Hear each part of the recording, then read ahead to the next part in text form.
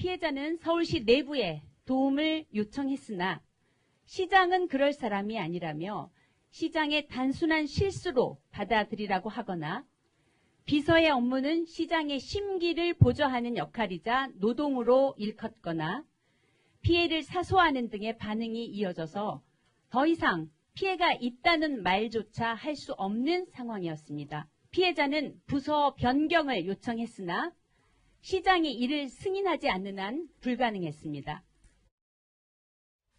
자, 이 문제가 만약에 사실이라면 이것도 커질 것 같은데 이재명 기자, 도움을 요청했지만 서울시에서 묵살을 했다라는 게 주장의 요지입니까? 예, 이제 고소인 변호인처럼 그렇게 주장을 하고 있죠. 여러 차례 내부에 문제 제기를 했다. 그래서 부서 이동을 요청했다. 하지만 돌아온 답은 아까 말씀드린 것처럼 그럴 뿐이 아니다. 그다음에 하여튼 그 시장의 심기도 보좌하는 게 비서 역할이다. 이런 식으로 이제 묵살됐다는 건데, 자, 이 부분은 피해자, 그러니까 고소인 진술의 진정성을 확인할 수 있는 매우 중요한 단초가 된다고 생각합니다. 그래요? 개인적으로. 그런 점에서 서울시가 반드시, 서울시는 지금까지 어떤 상담이나 신고가 들어온 적이 없다. 이렇게 지금 어제 밝혔습니다. 그런 만큼 이 고소인의 주장이 맞는지 틀리는지 다시 한번 서울시가 면밀히 조사해야 할 의무가 생겼다. 그래서 이걸 통해서 서울시도 과연 지금까지 어떤 문제제가 있었고 그것이 어떤 상황에서 묵살 혹은 묵살된 건, 그러니까 묵살되진 않았지만 어떤 식으로든 그것이 은폐됐다면 그 문제에 대해서 서울시가 밝히는 게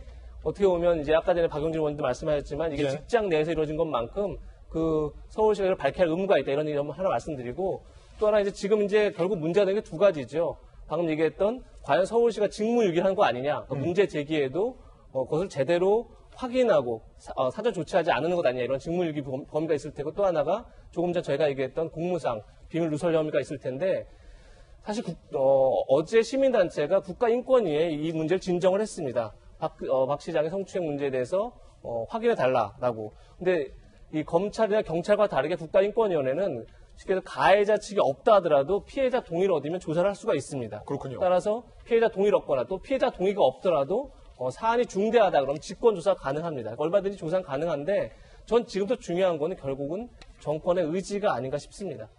그러니까 결국 어제 청와대에서는 우리가 보고를 받았지만 박 시장 측이 알려주지 않았다. 그 이상 더 할 얘기가 없다. 이렇게 이제 하고 매듭을 줬는데, 사실 우리가 기억하겠지만 지난해 3월 달에 문재인 대통령은 김학의 전 법무부 차관 사건, 성접대 사건 관련해서 재수사치를 내렸습니다. 예. 이 사건은 사실 박근혜 정부 초기에 있었던 사건인데 이미 수사가 일단락 됐지만, 당시 문재인 대통령이 이런 얘기를 했습니다. 사회 특권층에서 일어난 사건의 진실을 규명하지 못한다면 정의로운 사회라고 말할 수 없다. 따라서 공소시효에 상관없이 사실력을 밝혀라. 이것이 당시에 문재인 대통령의 지시였습니다. 전 이번 사건에서도 정권의 기준 다르지 않아야 된다고 생각하고, 그런 점에서 청와대가 강력한 의지를 가지고 과연 진상이 뭔지 밝혀서 국민들한테 설명할 그런 의무가 있지 않나 이런 생각이 듭니다. 예.